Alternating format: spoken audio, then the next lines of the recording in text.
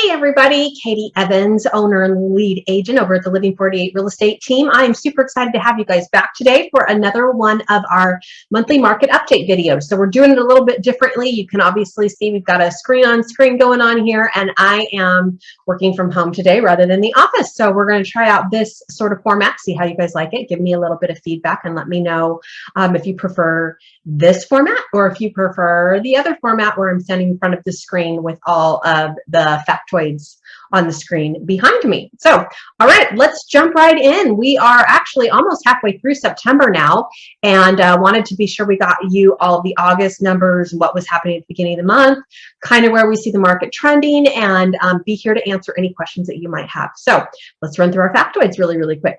All right, so let's start at the beginning. September. As we logged into September, we found that our inventory had gone up just a little bit. Don't get too excited. It really has just gone up by a little teeny tiny bit. So we're now at 0.9 worth month, so approximately like 30 days-ish worth of inventory. I'm sorry, of supply. And our inventory is now at 23 days. And so we're seeing those numbers creep up. Now, I don't want you to get excited. Again, these numbers are just going up by a couple of digits at most. And it's kind of a part of our normal seasonality. We were expecting to see these numbers happening, and it's really normal. Our active days on market also going up just a snitch. And we'll talk about why all these numbers are going up in addition to seasonality, okay? So 50 days on market, slowly increasing. Our close days on market held firm at 28 days between list and close. We are seeing our actives. Price per square foot actually dropped a little bit, not a ton, just a little bit, at 305. And that is actually, just to remind you guys, that's going to actually be the second month in a row that we've seen a slight drop in price per square foot. All right, then we've got our sold price per square foot, again, going down again, 249.07. Average sold over the last 30 days is about 489,826. And then our median sold is the 400,000. So all those numbers are slightly decreasing, not by a lot. We're watching it to see if we have a trend. All right, so we just kind of want to keep an eye on those, see where they're trending, see what's happening, okay? Now let's talk about, at the bottom of the screen, you can see we have the average sold for the last 12 months and the median sold for the last 12 months as well. So again, remember where we were a year ago and kind of what's been happening. So we're still doing good. Appreciation over the last 12 months is at 25%, and on our last 30 days, oh my goodness, you guys, it's dropped to 30.28%. So again, in a normal healthy market, we like to see somewhere between like 4 and 7%. So we are still crazy right now. So again, don't want you to worry too much about it, but also want you to make sure that you're watching and we're tracking these numbers together. Okay, so let's talk a little bit about why these numbers are going up and what it means to you, where we think the market's going. Is this normal seasonality? Is there something shifting in the market? All of that kind of stuff. So my answer to you is going to be yes, this is normal seasonality. And yes, I believe we are starting to see a little bit of a shift in the market. Not to the point where you might be concerned yet, but just, you know, kind of what's going on. So, and this is, you know, again, out in the field, we're out in the field. This is what we're feeling. This is what our buyers are telling us. This is what, you know, other agents are telling us, that their clients are telling us. So all of it is very, you know, kind of just, here's what we know, here's what we're feeling, that kind of stuff. So again, seasonality, we normally expect to see like our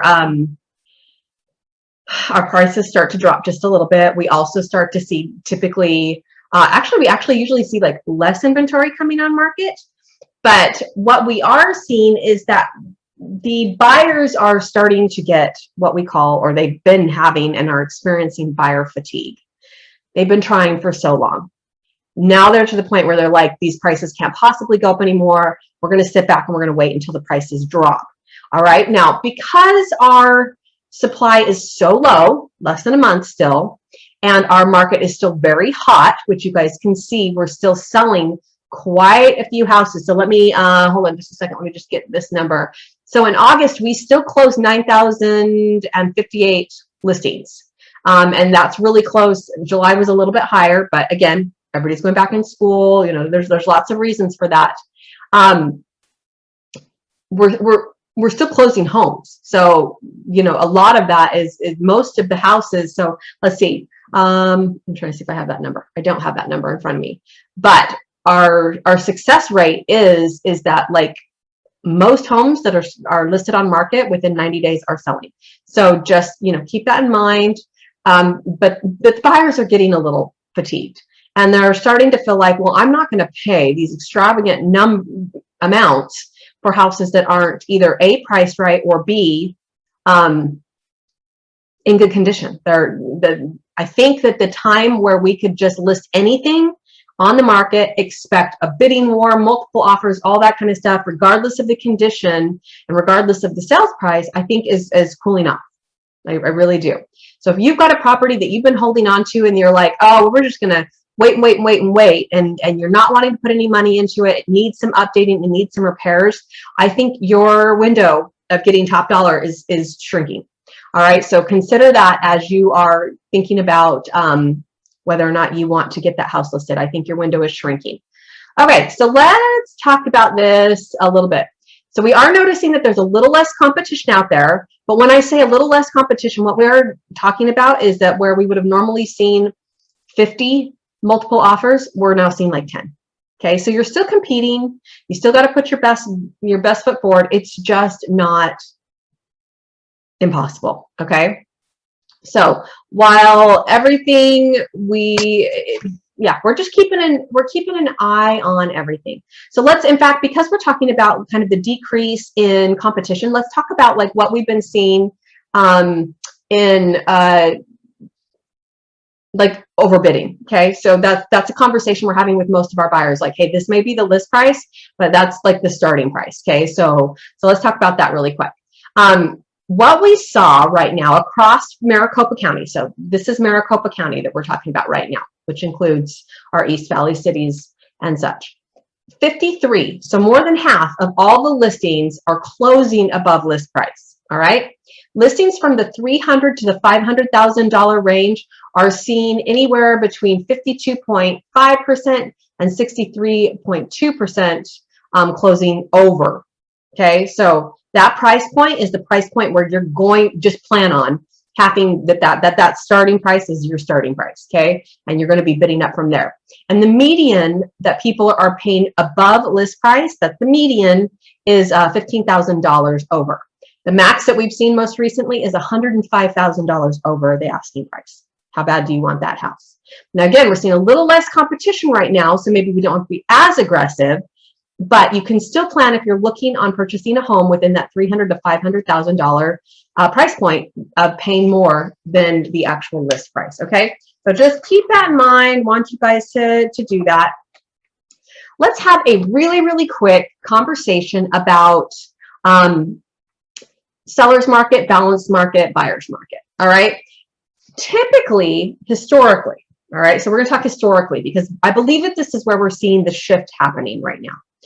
Historically, when we have that supply and inventory number of less than 4 months worth of supply and inventory, so 0 to 4 months, that is a seller's market.